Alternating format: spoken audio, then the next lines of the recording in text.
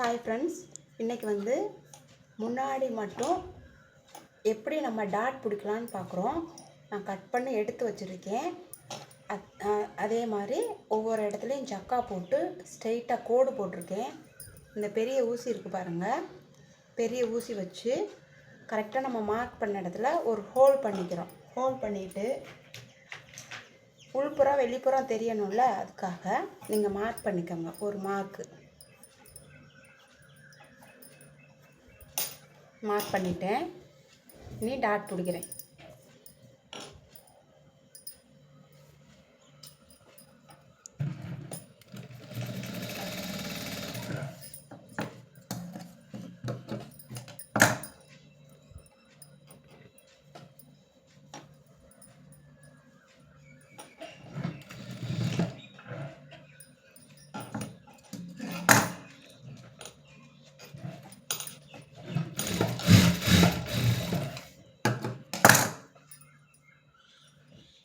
கரெக்டாக நம்ம ஹோல் பண்ணிவிட்டு அந்த இடத்துல ஒரு மார்க் பண்ணியிருக்கோம்.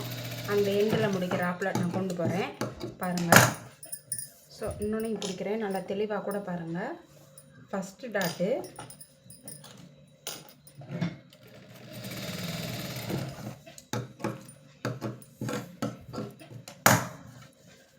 செகண்டு இந்த ஹோல் இருக்குது, கரெக்டாக மார்க் பண்ணியிருக்கோம்.